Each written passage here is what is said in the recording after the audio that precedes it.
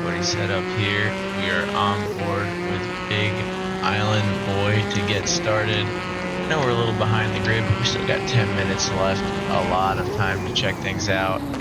I think we'll be all right. Let's take a look at what some of the best laps are. So currently, we are taking a look at Cad's leading the way with a 2:01.553. That makes things a little bit interesting.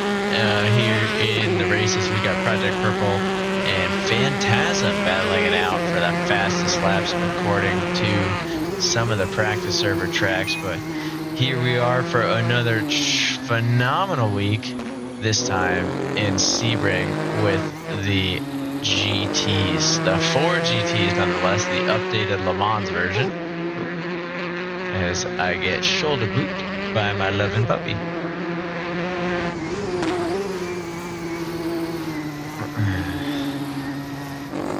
Big Island Boy now ripping around some of these first couple stretches. We're going to stay with him as he got a 2:06 on the last lap. Let's see what he can pull together here on his hot lap, as we see Grandmaster Map setting a 1:58 as the new time to beat here in the Sebring Ford GT40 Madness. So I think we're going to have a pretty good one tonight. I think it's going to be entertaining these next 2 weeks. We will get to see some of the liveries from our endurance event on display, so that's going to be kind of exciting. As most endurance events, those liveries are being made for a single 4 to 6 hour event, but they make a little bit of a cameo appearance this time around. Also thought about bringing back an Audi class that we have not seen in quite some time, because there are a couple lingering liveries for both them and the TCRs. So we'll take a look at where we stand potentially next season. Thinking of where we stand, Phantasm with a 1:58.333, a phenomenal lap time, as we've got Grandmaster Matt almost a full or over a full half second behind that. The purple sector 2, and Island Boy on a great heater of a lap, unfortunately finds themselves going off. So let's jump over to Bullet.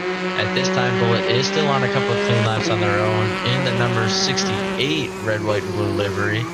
Haven't seen anybody rocking anything custom just yet, but we'll see what we find out in the later hours of the event. Again, only 2 racers featured on the broadcast so far, so we're going to take a little bit of look around the grid as things go on. Now, unlike last time, I am going to be keeping our Discord completely closed. I think it led to us missing some of the action at the back half of the race, so although I am supposed to be the steward as well, we're going to rely on our racers to go through tickets. Oh, look at that little sneaky beaky slip into the pits, but we're going to rely on our racers to actually go through the stewards and report things properly if they want any sort of result from their grievances. Now, we're at 3 racers all in almost the same livery. Hey, there we go. Grandmaster Matt at least is sponsoring something. So let's take a look at what we got here. Oh, I know what that is. That, for the uninformed, that is the Wrath of the Lich King classic World of Warcraft livery, if I understand correctly. Now, I could be wrong, but to me, oh, look at that. Yep. Yeah, that's the nerd in me. Powered by EcoBoost, what's to say behind? I think, I don't know, it's hard to read what's going on underneath that, but that is absolutely a classic livery right there with the Wrath of the Lich King written all over it. That holds a special place in my heart. I learned to play WoW on a cracked French version of World of Warcraft. That was a couple of versions behind the latest update, as many of my fellow pirates probably did. But it was pirated servers on the Wrath of the Lich King was when I hopped on. It was, I don't even know how to describe it, a universal thing, and just an absolutely transformative part of my life. I was going to change around and look at some other liveries, but Grandmaster Matt, I think, is using the Lich King to get a little bit of extra speed. Let's see how this works out. Oh, Oh, and a phenomenal lap comes to close with a little bit of crash on the car in front. That is unfortunate. I know that's not what anyone ever hopes for. I'm just looking to see if anyone else is looking at any of these custom liveries, but it don't see much of the time. I see Cirrus, one of our EU racers running the grid, has opted for some race livery here. I'm not familiar with the name of it, but I think we're going to call this one the Garden of Eden. Or maybe the PlayStation Garden of Eden, as I'm very familiar with those other symbols internally throughout the vehicle. And with our only 11th spot on the grid, we go to Slappin. Okay, so it's going to be a little bit confusing to figure out who is who. That's just kind of how things go in some of these races. But I don't see any signs that anyone's going to be changing up their liveries. I mean, me personally, I grabbed a little bit of something, if I remember correctly. Yeah, look at that. I grabbed the Death Liquid Brewery livery. Do it for who? Do it for Dale. Do it for Dale. Fuck. Well, I wish I hadn't read that, because that just reminded me. We are racing on a weekend of remembrance. I don't know how far we are into the broadcast. Let me see if I can take a little peek here. But to mark things off, I will say an M&M livery would be what we need. A peanut M&M livery of sorts. For anyone who doesn't know, Kyle Busch, one of the most legendary modern names in racing, did pass away yesterday, only 41 years old. It's an absolute tragedy to the racing community through and through. Just had his 69th win in Dover last weekend, and unfortunately will not be in Charlotte. And I can only imagine the amount of remembrance displays and memorials that will be going on this weekend in the name of him. So it's only fair that we bring him up here in Real Rookie Racing, as a lot of our racers on the NA side of things are big, they might not be NASCAR fans, but if you live in NA, you can't not hear about it, and you can't not hear the name Kyle Busch. So tonight's race definitely going to be in dedication to the man, the myth, the legend, Mr. Rowdy himself. And if there was a way to make our winner bow tonight, I can assure you we would be. But on that somber note, we have 1 minute and 15 seconds left. If there's one thing Kyle would want, is for a good, clean, concentrated race, and that's what these racers are here to bring him tonight. We'll take a look at their best times overall. We still have Phantasm up at the top. Project Purple struggling to set a clean one, which is relatively confusing. But as I say that, he does manage to get into the 159s. But that is our lead dog in the GT3 Championship. Not going to be thrilled about the sense that they're over a second away from Phantasm. But with a different car every 2 weeks, you can only learn so much about what you have to offer. So that will be interesting to see where Purple comes out. Now, 29 seconds remaining. It looked like a very awkward entrance to Sector 1 based on what we had seen. But, well, I guess we'll find out what they are made of and what they can do here in these final moments. I am going to start up the little Wayne song real quick.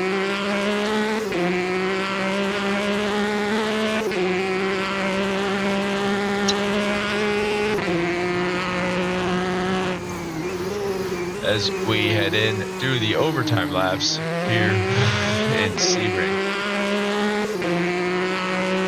Project Purple is the man to beat. I was going to say Phantasm is the underdog, but with the way these laps are going, I think the rest of the grid may end up being the underdog in these GTs today. We are coming around the grid. There's only a few racers brave enough to try and finish out a lap here. After we go with Project Purple through his final sectors, we will switch over to Slappin, who just seems to be having a kind of decent one. And then over to Grant, if we can, who just had a little bit of a spin and will not be completing a clean one. Cads and St. Dido still on the grid, still fighting.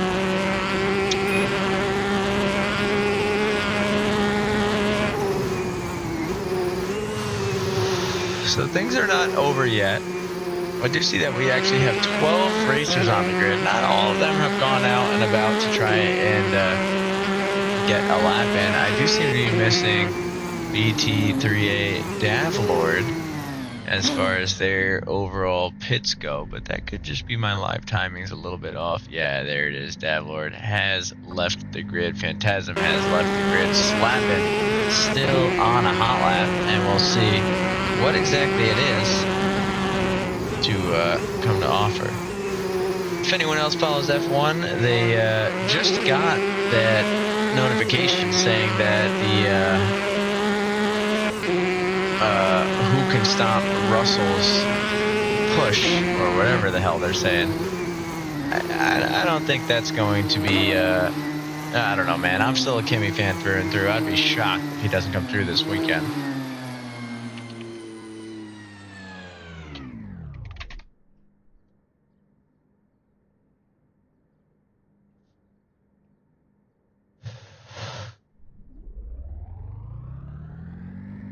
Alright, so it looks like a couple of guys are getting a little bit stressed out over the state of the track and the amount of grip they have. 19km/h win on a car that's relatively aerodynamic. It is absolutely going to affect them here. And you got to remember, most of the practice session is done at the actual racing temperatures. But right now, we are a little bit colder on the grid than that, and we still have a strong wind brewing in the air. I'm looking around to see if anybody is trying to work their way through the grid. Okay, so this is what we're looking for. Anyway, I'm looking around to see if anybody is getting some high laps in, but it looks like we are right at the tail end of our practice session. So it's going to be 11 racers in today's event, 2 20-minute races. You guys are just hanging out to the edge of a live broadcast, but man, a live broadcast, you were promised, and a live broadcast we will deliver. So as the track settles in, as overtime passes by, we'll let everybody get the mentality ready to go, and we'll let some of these drivers adjust themselves to make sure their fuels are in the right spot, at least to finish. There won't be any need for a pit stop here in our 20-minute events, and that will make things easier. As far as the tires go, it does look like we if that isn't our tire, I don't remember what the tire type is during qualifying, but looking over on my live timings board, everybody did manage to switch over to soft tires for qualifying itself. We'll see what they go for the race.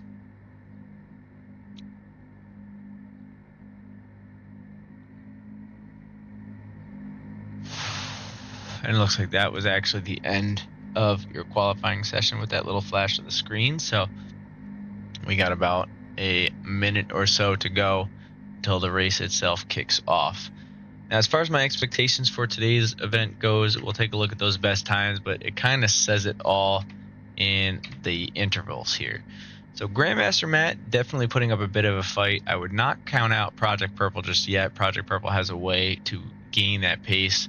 We are still doing that 2x20, so they got plenty of time and a second race to make up for it. And I think the three of them are going to have an interesting battle. I don't know where the podium will lie between them. That being said, Daniel Cochran, Slappin, and Daniel Cochran and Slappin are notorious for having very similar lap times, but the consistency and luck plays a role in a track like this. Unfortunately, these long straightaways with tight turns, you can do whatever you want and plan as much as you can, but it will all come down to whether or not these guys are able to kind of stop ahead of time and not go diving into you, and that's where things get really difficult.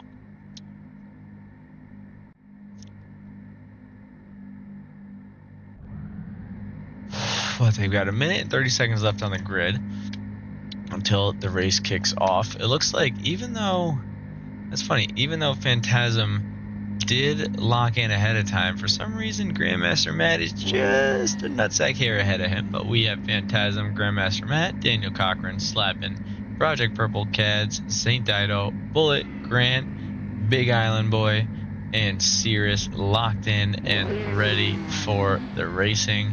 We'll take a little look at the wind speeds that we've got today.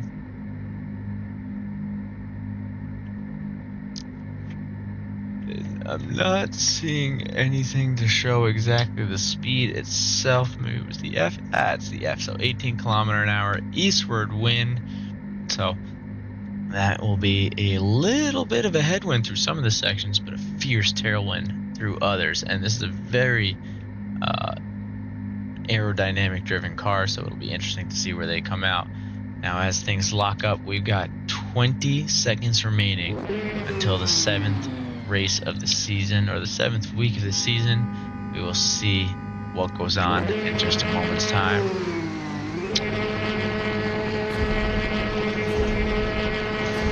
The lighters up, and away we go. So Phantasm was looking side by side to Grandmaster Matt to see if they could keep an eye out for the early move, but the early move came as Grandmaster Matt got a tremendous start around that first corner and will be able to keep pushing. We see almost a 3 wide that's going to force Slappin a little bit to the outside, and a run-in with a sign that is hard to see is going to make things very difficult to keep moving. I see a little bit of crashing here, there, almost everywhere as our grid just tries to get through.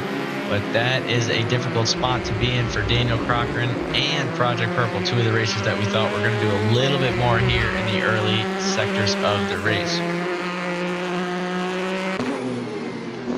Now we're going to jump over to Phantasm, who's trying to make that move back on Grandmaster Matt. Grandmaster Matt was able to get a phenomenal pace and great start off the bat, but Phantasm not giving up too easily. You can see already thinking about a move here into Cunningham Corner and is able to pull it off. You see the same thing from Grant. McCad's able to defend. Bullet thinking about the same. Slavin able to defend. And we'll hop on with St. Dido. As Big Island Boy was trying to stay away from Project Purple, but it looks like is not able to get through as he spins off. And then we see Bullet spin off later but on. So maybe he'll be able to get something out of it. Jumping up to Cirrus right now, who was not able to set up a qualifying time, but is creeping closer and closer to the likes of Grant. We see an off track from Grant, a well off track from Cads, as Phantasm has made it by and stuck it a little bit further ahead. So that's going to be the target for Cirrus and Project Purple. Cirrus is known as one of the top EU racers, so we'll see if they can pull out a little bit of pace as they get more and more comfortable with the track. I'm not sure if they were able to race in the earlier race today, but the way they're racing doesn't look like it. As we have Cad spin out on the track, is able to get moving, a field of dust, but nobody really suffers from it. As we see Slappin head on by, Grant for some reason pulls into the pits. I'm thinking maybe a drive-through is how they ended up on top, but that is a very long pit and not a spot they are going to want to be in. Let's take a look back at the gaps. Grandmaster Matt really doing a good job of sticking it to Phantasm, just seeing what they are able to pull off here in the early moments of the race. They know at the very least they need to slow them down to give some of these other guys a chance to catch up, a chance to keep moving. We'll see now where Project Purple lies as he has worked his way back up from P11 to P6, now facing down the barrel of St. Dido.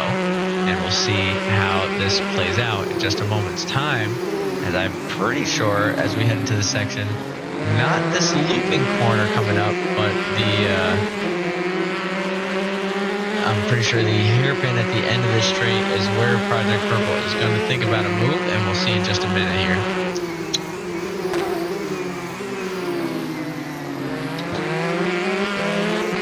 Alright, I stand a little bit corrected. Project Purple exercising a little bit of restraint, not trying to make anything stupid stick as we see a little spin ahead, so that'll help him out as Slappin struggles, but manages to keep moving. The pace is not going to be enough to get by as we get 3 wide per minute, very cinematic, but nothing coming as Project Purple able to stick it through Bishop Bend, and that will be a key point in their race. Trying to get through, and they slip up. So a lot of off-track moments happening here, there, and everywhere from the majority of the grid as Slappin trying to get back past St. Dido. for a chance at Project Purple. Now, St. Dito knows that is not their race. It's really between them and Cads for tonight's event. And do a good job of holding off, not trying to apply the pressure too much. Now, we are actually watching with St. Dito, so let's join over that way. Try and clean things up just a little bit. It's not a bad first 5 minutes of the race. Not exactly what we were expecting overall, but nonetheless a good race as we see the Liquid Death car heading up now, trying their best to get by and do what they got to do. I'm just taking a peek over at something on one of the live timings boards here. As we see a little bit of separation now in the grid. So Project Purple, only 5 minutes in, somehow finds themselves 8 seconds away from the top three on the pack. Now, for what it's worth, we did count Cirrus out of the top three battle. And we do see Daniel Cochran, unfortunately, was not having a good start off to the race, and they ended up being the one to leave, which is kind of a freebie for Slappin', even if they're not in the same race. I think Daniel isn't seeing members of their class and is taking it kind of lightly, but I don't think they realize that if anybody gets promoted, specifically Slappin', who's been having a great season, or demoted, as Project Purple is having a little bit of a tough race, they could end up with some company in B class. I know I was a little bit head-to-head with them, but unfortunately, duty calls as the broadcast must go on. Now we're going to look a little further down your grid. I do see a little bit of action here in the battle for P7 as Grant and Cads fight things out. I believe Cads was just able to pull up a nice little pass, but I don't think it's going to be one that Grant gives up too easily.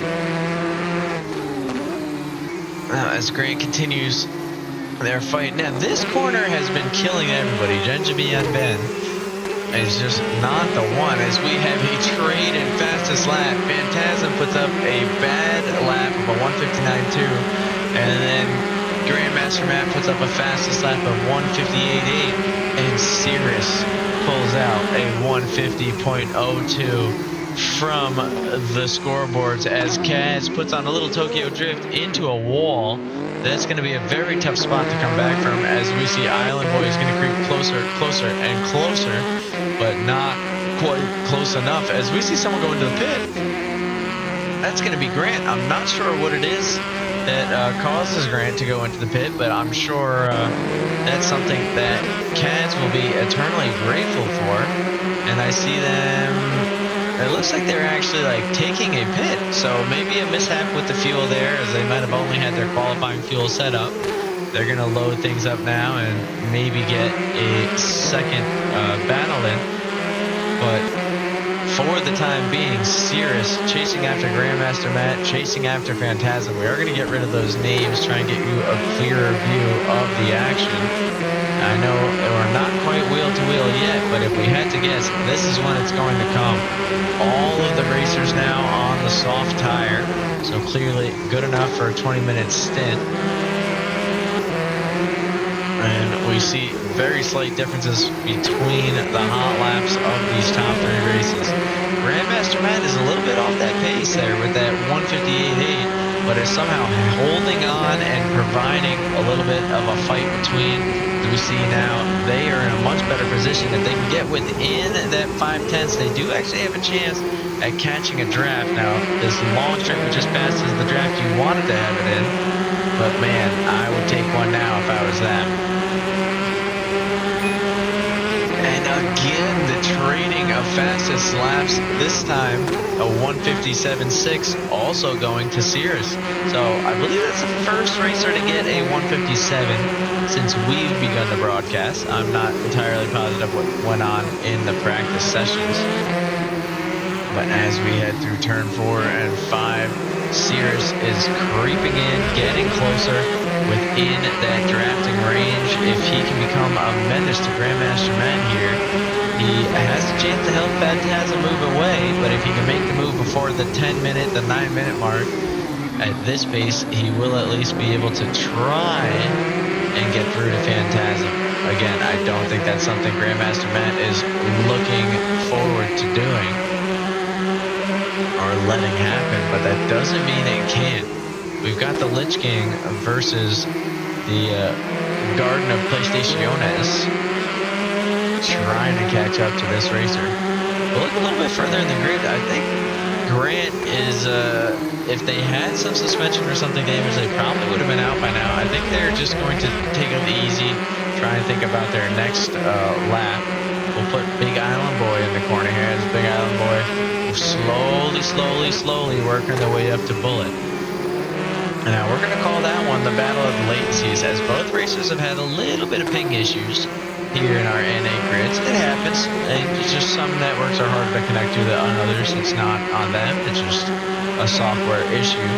But both racers being in that same position is going to provide for some interesting battles here if Big Island Boy can cut that gap down. And speaking of gaps down, Sears able to get within the 10. Oh, and a beautiful recovery as they managed to hang it right off the edge of the wall there. I'm sorry I couldn't get you a better view, but wow, Sears stays in it, stays within a second. And as we enter the final 10 minutes of racing, or the second half of just this one race, we'll see what Sears has to offer. I don't want to discount Grandmaster Matt, because Grandmaster Matt is not giving anything to that car up front. Phantasm with a 158.8 and a purple sector 2 that last lap, and Grandmaster Matt only a second and a half behind. I mean, they really haven't even had to pull any moves out of their pocket. This has just been three racers in sync for the last 11 minutes, and I'm very curious to see what these guys will come up with here as we get closer and closer to the end. Now, I do see Bullet and Big Island Boy have not yet crossed the line. So these guys are quite a big distance away. We can take a look at the overall interviews and see it's about a minute difference between them.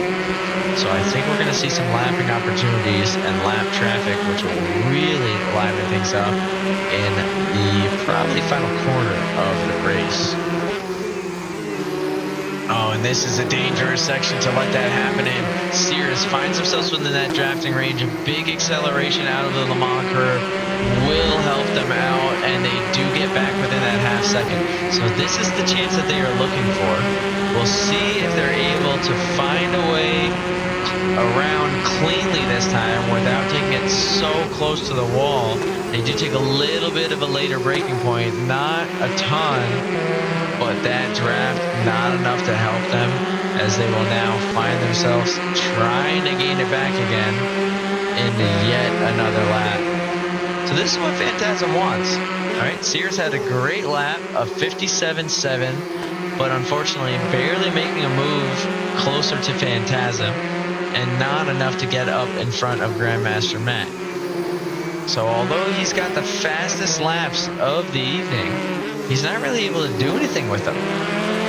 That dirty air probably killing him a little bit, and the mirroring that happens when you're stuck behind someone also not helping much, as he finds himself a little bit off the grass. Now, as I say that, he is going to look for his chance here, or at least fake one. Oh, I thought he was going to fake one, but he does actually send it through. It leaves just a car length there for Grandmaster Matt to get in, and the Lich King is going to try and show the wrath in this next corner, because Sears was able to stick it through. Sears, I think, knows something is coming and does their best to be late on the brakes. Now that is going to be very helpful for Sears, as Grandmaster Matt looking for a way back up, but Phantasm 2.5 seconds away. This is the moment that those guys were waiting for. So we'll see exactly what it is that they can pull out of the hat here in these final, probably, what are they lapping at, 158? Probably about 4 laps of racing. Oh, and as I say that, what do we got here? I think that's lap traffic. No, it's not. It's Phantasm himself has managed to have a little bit of a spin. That is a terrible spot for it, as now he's going to have to find a way past Grandmaster Matt in front, and both racers over a second and a half behind Sears. So as I'm talking, the broadcaster's curse strikes not the racer we're watching, but the racer we're talking about. in which case the curse holds true. But Phantasm going to use that tight range and that tight exit out of the final turn to try and get ahead of Grandmaster Matt through turn 1. It's going to be an awkward moment. He might have to, let off the brakes just a little bit here. But we'll see what this GT40 can do following that Wrath of the Lich King. Now, if you haven't been paying attention, oh man, we're seeing these soft tires really fall off as Cirrus now goes off into the wall. A little bit of side-by-side moment for these two cars. Cirrus able to get moving again, but Phantasm getting by in a crucial part of the track. And we'll see now where their soft tires lie. I wouldn't be surprised if we see a switch to mediums at some point in between races here, because it seems like these guys are really losing all ability to navigate this track. Now Grandmaster Matt back on the game he had before. Less than a second distance between them, just driving carefully, hoping for a mistake ahead. I will say it's worth noting Phantasm did have a slip-up. They're going to be struggling with their tires.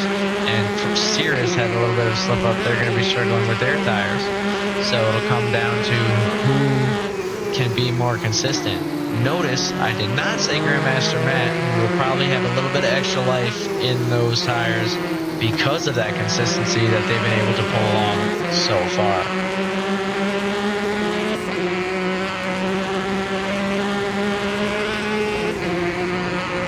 So if you didn't see, that was a whopping amount of elevation in the track. We have a 5.8 kilometer length and 3 meter elevation.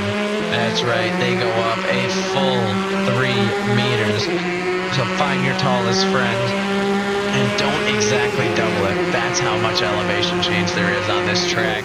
And speaking of change, Grandmaster Matt using that draft to his advantage and thinking about a sneaky beaky like not through turn 1, not through turn 2, not through turn 3, but maybe not through turn 4, but possibly still not through turn 5. So I was hoping for a little bit of a move, but this straightaway and a little bit of sand will end those hopes, as Grandmaster Matt will have to try again with only 2 laps remaining. This is where men are made. This is where they have the best chance to get these final positions. And as I say that, Phantasm has a spin, and on the grass, Cirrus goes around only 2.5 seconds to Grandmaster Matt and is able to keep on moving, keep trying to fight in the hunt.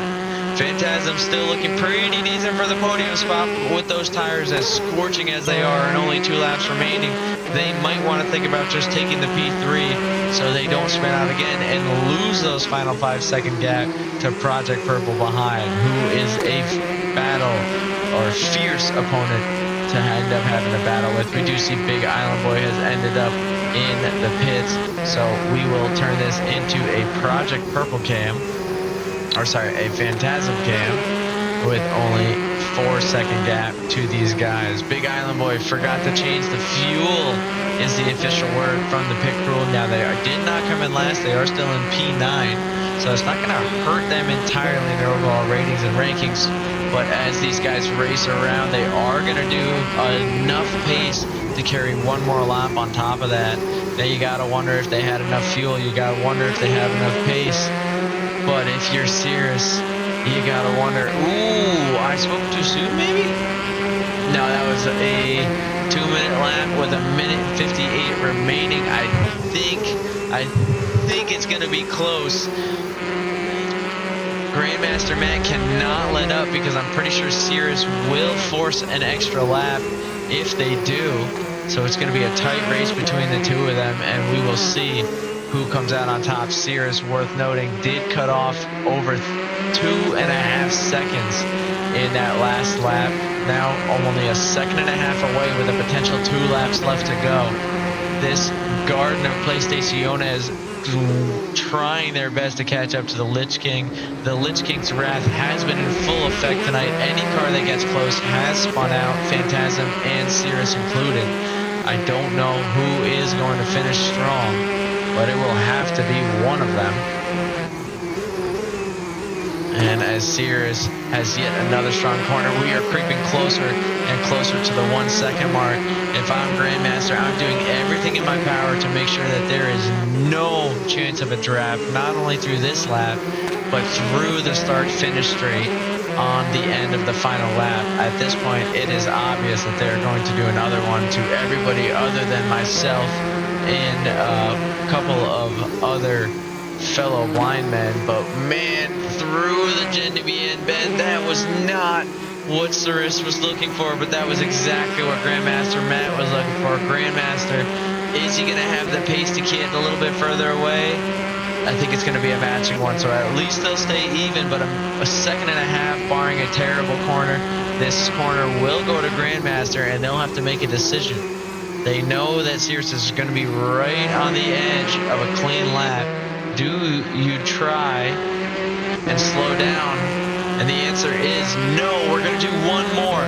So Cirrus, less than a second and a half back on that lap, only 0.2 faster, but we've seen a 3-second distance between their laps in the past. Who is going to finish strong here in the final moments? We'll also keep an eye on Bullet and St. Dito, who seem to be racing in the back for P7 on the left-hand side of your screen. Through turn 5, we are now within 0.7 of a second. Grandmaster Matt probably checking the mirrors, probably feeling a little bit of the pace. A couple of fake dives here could go a long way. We'll see if Grandmaster Matt has thought about it, as the man from Europe leading the, or is looking for a way to lead the grid. Grandmaster Matt trying to defend the NA pride here in this final lap of the race, as we see the two GTs, or the 4 GT40s, working their way down the final corners of the sector. Oh man, it is hard to decide who to root for, because Cirrus has been having a phenomenal race, really powering their way through, but Grandmaster Matt is a fellow NA racer, and it would be a shame to see us lose to the EU once more. But these guys don't sleep. These guys don't stop practicing, and Cirrus looking for a way to prove that here in race 1 as we head into the one corner that matters.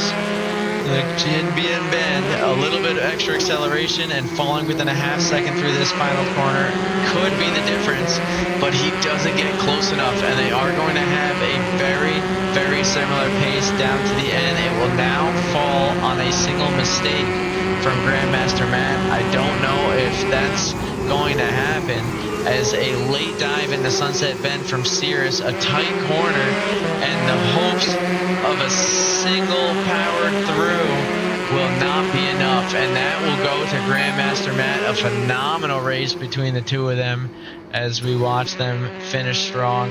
Phantasm, as we don't really have the camera angle, does finish in P3, a very nice P3, as we jump in with Bullet, who, as we do, see St. Dito have a little bit of misfortune and manages to whip past on the track, and that might be their opportunity to hang on to P7.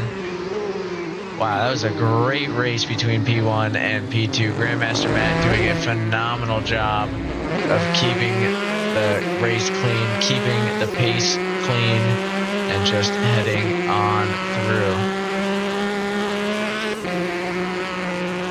We're going to do a little bit of a text post-race interview.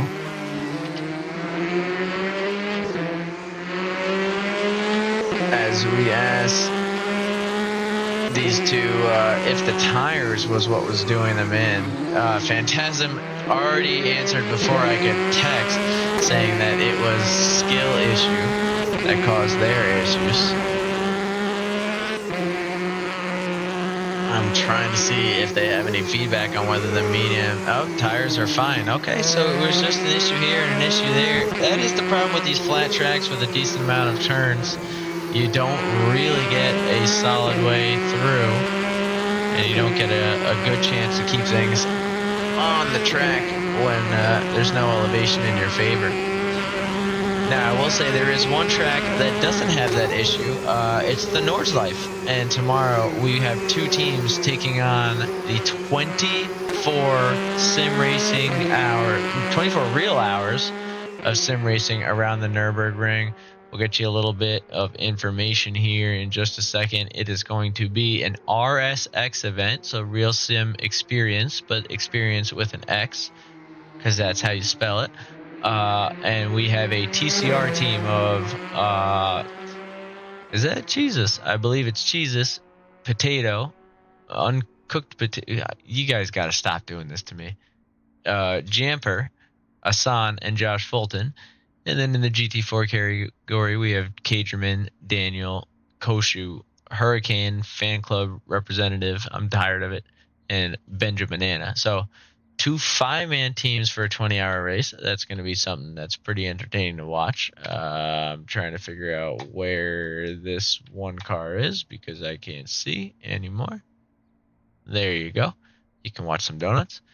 But that race is going to be a full IRL 24 hours. The teams are all split up. It'll be very entertaining, at least for us to watch. I'm not a part of the broadcast team for the first time in a few of the endurance races that we've met. So honestly, I'm kind of excited about that so I can just enjoy it. But we do have our own endurance event that we will announce later next week as to not draw away from the classic 24 hours of Nürburgring. Overtime now underway, and we'll let everybody set up before race 2. Look at all those fucking perfect donuts.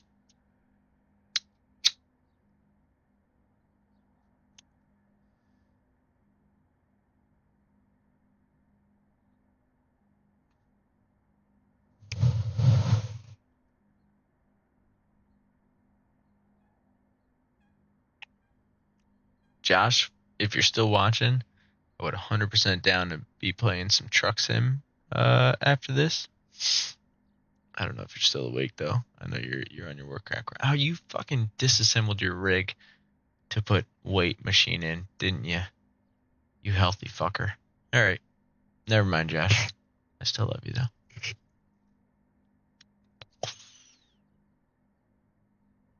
And I'm absolutely still gonna play truck sim.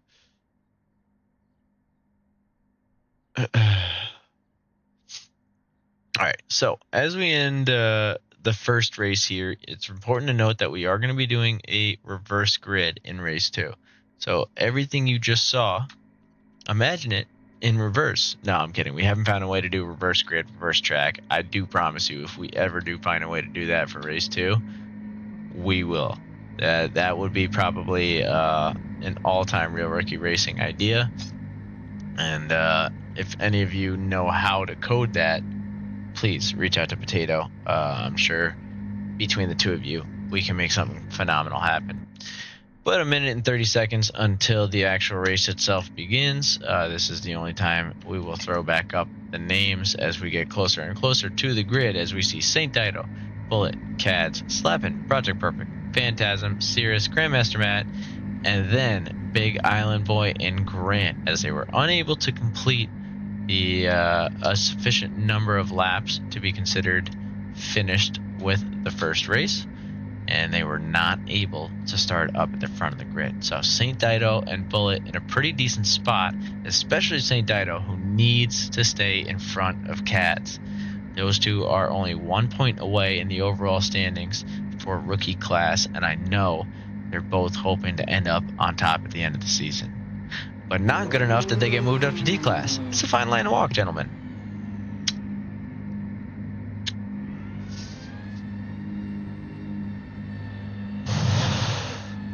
But with 30 seconds remaining, I'm going to make my prediction. I believe one car will get spun out in turn 1, and between turns 2 and 5, we will see 3 more. But I could be wrong. The only way to know is by finding out here as the lights go on and race 2 begins.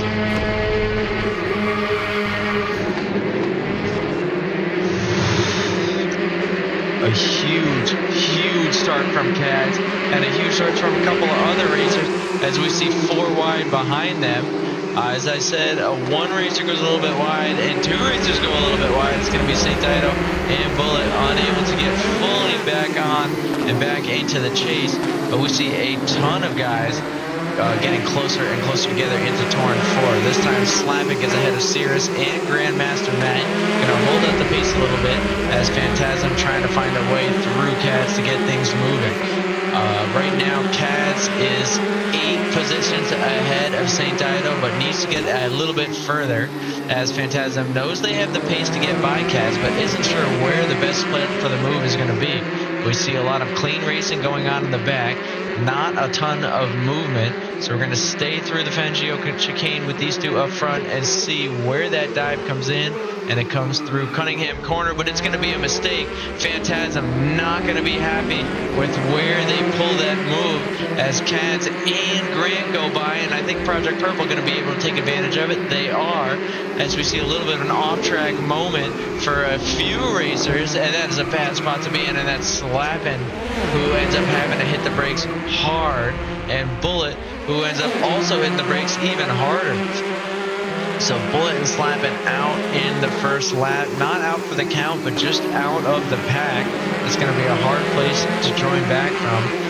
Slappin' able to get the pace a little bit quicker than Bullet is, still with the pack up to P7, as Grandmaster Matt, one of the front runners, falls to a little bit of misfortune. So we did see Project Purple try and make his way back from a tricky position, but that was a very, very tough run. Hopefully Grandmaster Matt has a little bit of a better situation going as Phantasm finds themselves in the wall. So Cirrus, Phantasm, Project Purple, and Grant not very far apart, but Cads kind of walking away with it. And right now, that is the perfect position for Cads to be in. They've been practicing and getting closer to a podium. And honestly, one podium might be the only thing separating them and C-Class. I think it would be a pretty big jump for them following a strong win today. Now, speaking of strong win, let's see what we got on the track. A 22km/h north wind. So a very, very strong wind through the sector 3 of the track. A little bit of a headwind, unfortunately, through the straightaway those guys were just on. But we see some side-by-side between Project Purple and Phantasm. It looks like Phantasm did unfortunately have to back off. Unfortunate for them, but not for Project Purple, who finds himself still in the hunting distance. And Grant manages to move closer and closer to Cads, who by some miracle, Phantasm is able to phase through. There you go. I was trying to work it with a name, but didn't work.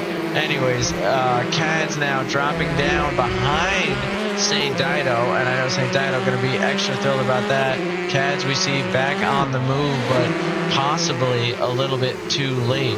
Cirrus now with Project Purple and Grant struggling to keep it on the track. That's going to be phenomenal for Project Purple, but a little bit tough for Cirrus, as if they can't both get through Sunset, it's going to be a tricky moment for Cirrus. That's going to let Project Purple get a little bit further away, and we see what happens when some of these cars get away from Cirrus. They did struggle to find the chance to get another dive in with all the dirty air. These guys are not usually racing GT3s with a ton of air, but these GTR, wow, uses the little bit of a battle going on between Project Purple and Grant to get ahead, but only for a moment is Project Purple going to take a late dive on the inside and then takes it back. So Cirrus moving on through as Grant and Project Purple go side by side, and the red, white, and blues behind. Looks like Grant is not going to give this position up easily, and Project Purple will have to get creative as Cirrus continues to get further and further away. That 539 car just making it look beautiful here through Gurney Boulevard, as they are now a second away from the battle at hand. We'll bounce over to Grandmaster Matt, who I didn't even see coming up the ranks, but is now barely behind these guys. Looks like they are only about, well, something's going on with the timers there. We'll give it a moment to figure itself out. I think it might be because we are doing a little bit of that. I'm not sure what's going on with that one, so we're going to go right back to the normal cabin. But Grandmaster Matt's probably about 3 or 4 seconds away from Cirrus up front. I'm not sure what it is going on with Sears' interval time, but you can tell that they are the race leader by the fact that they are leading the race.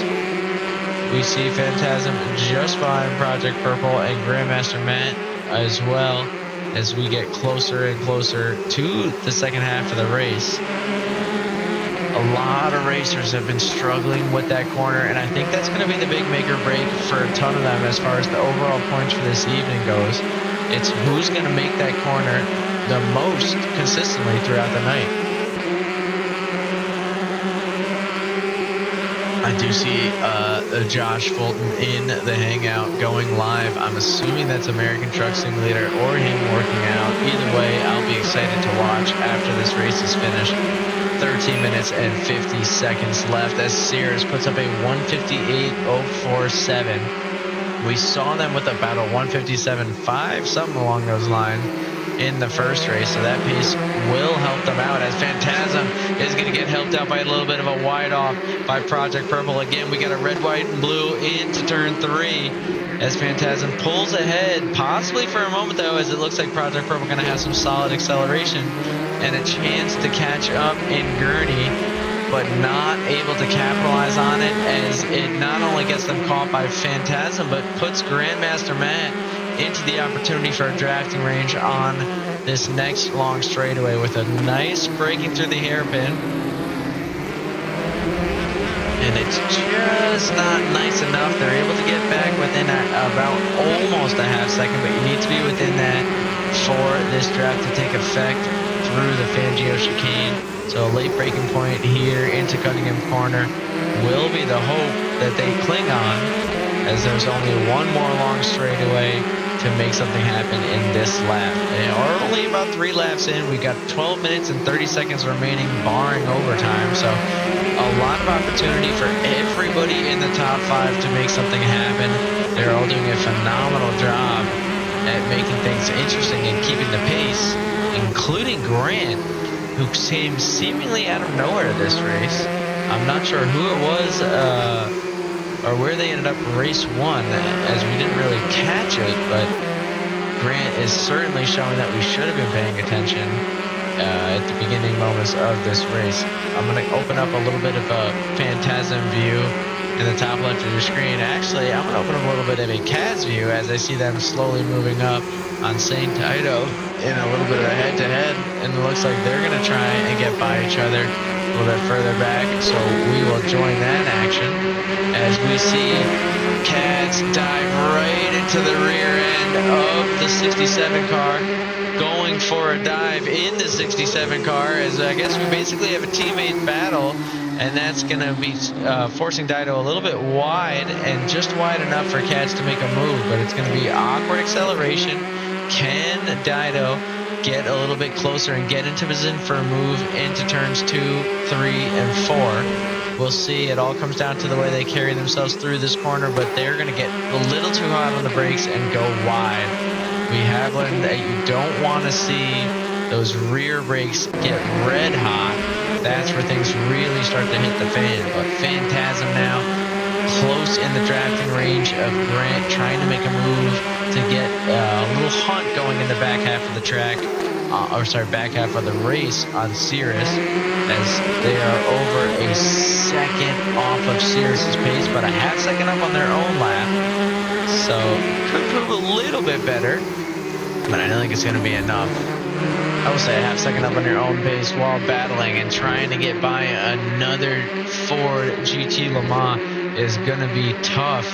But through Bishop, it looks like a cleaner line for Phantasm. Could it pay off through Genebien? And it does, as we do see Grant struggle again to keep it on the track. A little bit of a side-by-side rub in his racing moment, and that's going to put Grant in the perils of Project Racing, as Project Racing tries to get closer and closer, using that draft to their advantage, but sticks to the outside. Doesn't look for that inside dive. I think sees a tougher line and does end up having to brake momentarily for the car at hand, as we see them now go side by side, and Project Purple does seem to get ahead. I do sense a little bit of a dive coming from Grant here as we get into turn 1. but is it an ill-placed one as we see smoke from the rear tires, and they managed to carry it through. So Grant, refusing to give up position easily, wants to make this a battle, not just for himself, but for everybody involved, as he gives Grandmaster Matt a chance to get up and get into the podium range. We're seeing it's 19 degrees on the track. That wind has not changed, and it's still very, very strong as they head into the headwind section yet again. But Project Purple, with the pace, is now going to try and make a tight move to force the mistake from Grant, and not able to do so. Loses themselves a little bit of speed, trying to push Grandmaster Matt wide, but has to leave a little bit of space, and that is enough space as Grant had a clean exit from that corner and is going to be able to carry on the pace. But now it's a battle between the two of them. This is not what Project was hoping for. He was hoping to get the side-by-sides with Grant, but that awkward lines definitely helped out. I see Phantasm again with an offset on, an issue with the tires, unable to keep the grip as we enter the final 8.5 minutes of the race. Now dropping all the way to P5 from nearly battling position with Cirrus, and that's exactly what these guys are going to want to see, but that's not what Grandmaster's going to want to see, as he has a quick run-in with the wall, and it becomes Phantasm versus Project Purple, not Grandmaster as he had originally planned. This is going to be a huge blow to some of the overall NA standings, and possibly a drop race for a couple of these guys, unless they get the move on.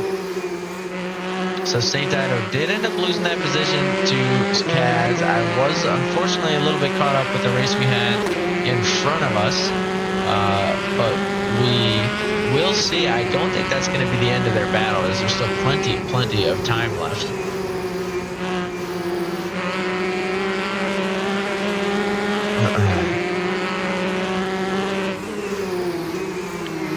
We got 0.9 seconds separating Project Purple and Grant. Phantasm starting to creep closer and closer to Project Purple. I think it's going to come down to a fight between these two, and we'll try and close things up a little bit. Bullet and Island Boy in the bottom left corner of your screen. Island Boy refuel this time, definitely added a little bit extra just to be safe. So I think we'll be able to see that battle through to the end. Hopefully see a little battle for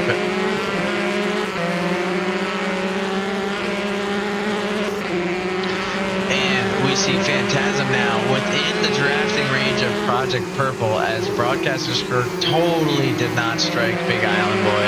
I don't know what anybody is referring to, as Phantasm now getting dangerous and dangerous through Coiler Curve. We've got red, white, and blue versus red, white, and blue versus red, white, and blue. This is exactly how that one guy from the movie that nobody liked because he made Christian Bale slow down pictured it, as we think we're going to get a very tight finish here for P2, as Cirrus has run away with it.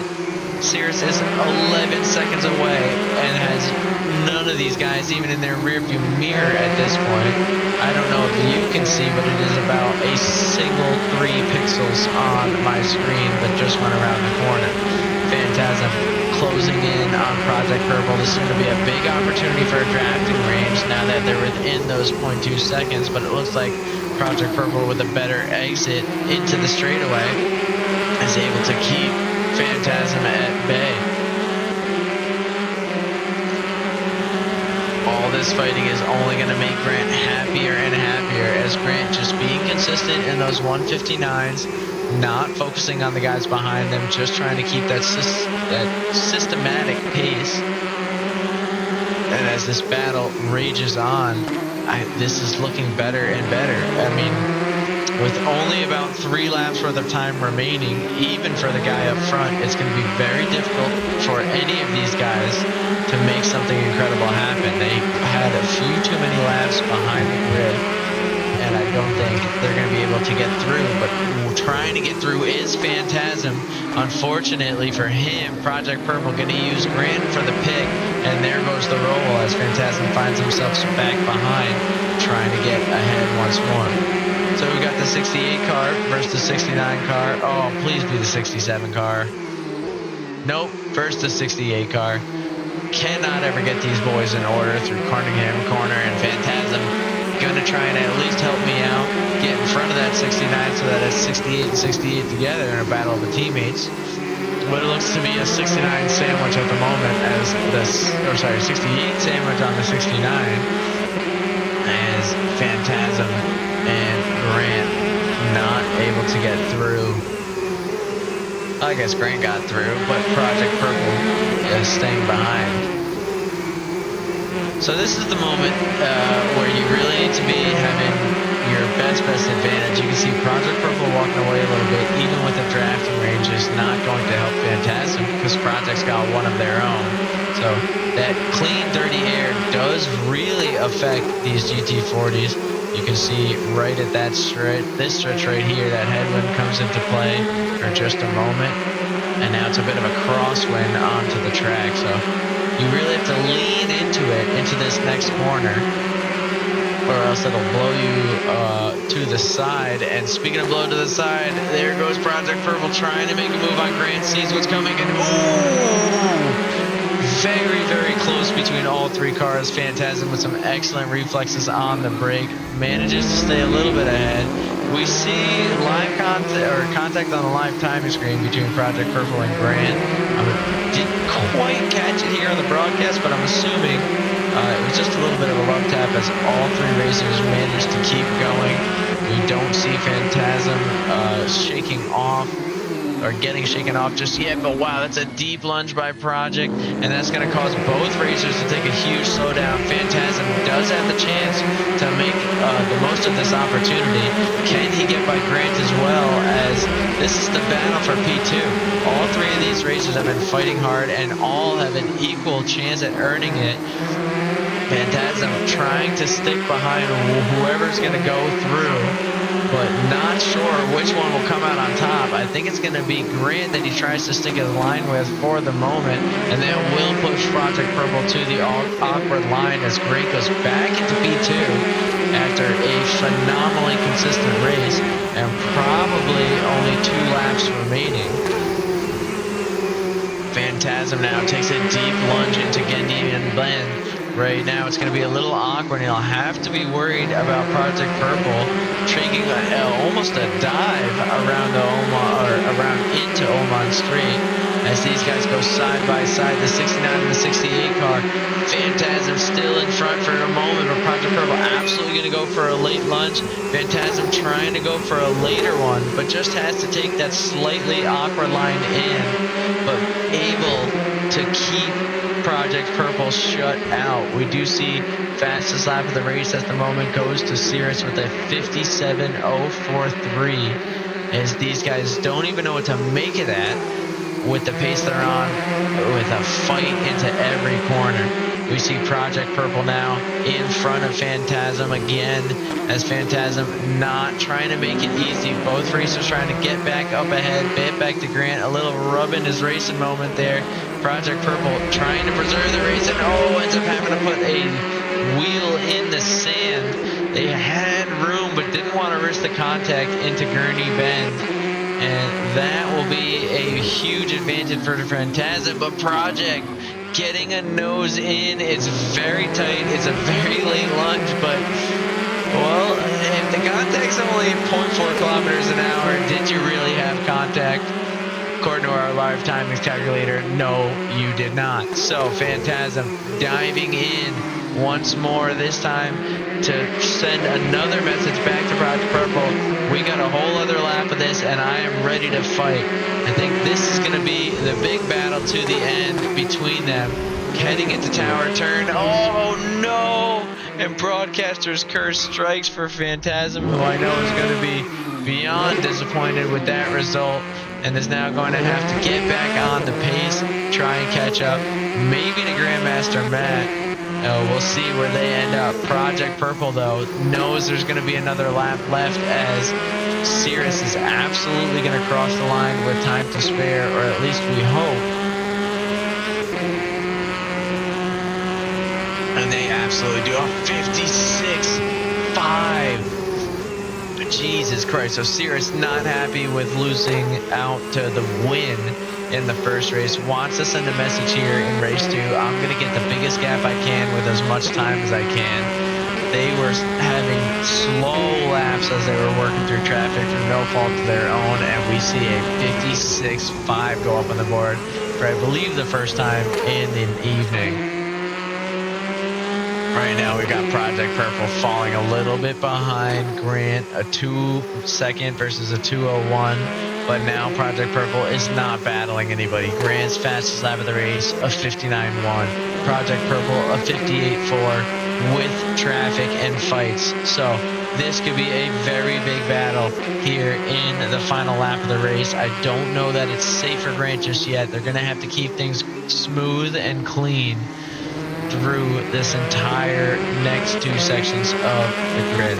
Sector 1 does go in favor of Project Purple by about 0.7 seconds. Took a second to figure that out, so 1.9 seconds remaining. If they do that in every sector, that's the end of the race for Grant. Grant hammering on right now, hoping for the best as they are ripping through these corners. We see a little bit of a lockup here, a little bit of a lockup there. Project Purple down within second, and Grant off the track. That will go to Project Purple. And what am I listening to?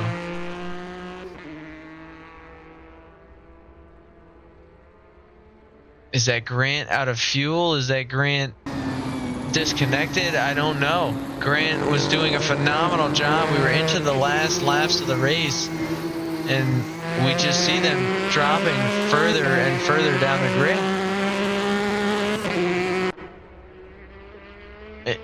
Is it a fuel thing? If it's a fuel thing, someone needs to Lightning McQueen this man, please. He was doing so good. I don't have a wheel connected, or we would do it in the broadcast car, I promise you. Oh, that's not what we want. Oh no, this is terrible. It's like nothing we've ever seen before. As Grant just stuck at the back of the grid. Don't know if any of these guys are watching the race, seeing what's going on here. I think they underestimated how much fighting will eat out of your fuel versus just having some clean laps. But it eats out of the fuel enough. We'll join in with Bullet now to see if maybe they will Lightning McQueen the man as they come through Tower Turn with a little bit of a skerfuffle. And I don't think they're gonna. I think they're gonna go right by. Oh no, this is terrible. Oh jeez. So it looks like Project Purple will be our only hope to get around and try and Lightning McQueen Grant all the way through to the end of the line. I don't know if it's going to happen, but I recognize that pace, that ferocity anywhere. This has nothing to do with the race at hand, as Project Purple has already finished in P2. This has to do with trying to help the man finish in honor. I don't know how to do my part other than to try and get out onto the grid, but I can't. Oh wait, maybe if I do this, I can get myself onto the grid. I'm not positive. Yep, this might work. We'll see. If I can get onto the grid, that might prolong the event. Okay, Project Purple has now caught up to Grant, understands what it is we're trying to do. I'm not sure how far I have gotten myself onto the grid. Oh no, and it didn't work out. Let's see if Cirrus is able to do it. I'm not sure. Oh, I have auto start system going on, so I think it might teleport me to pits. I don't know if it's gonna work out for Grant here. Oh, there you go. They're moving Grant a little bit. I don't believe Grant's going to finish the race, ladies and gentlemen. That's disappointing. But as far as those who did finish the race, it was a phenomenal battle for all involved. I cannot believe the action that we watched tonight. With only a 10-man grid, I wasn't really sure how crazy it would be. But you know what? You guys did not disappoint. And for that, I thank you. We will see you all on Monday.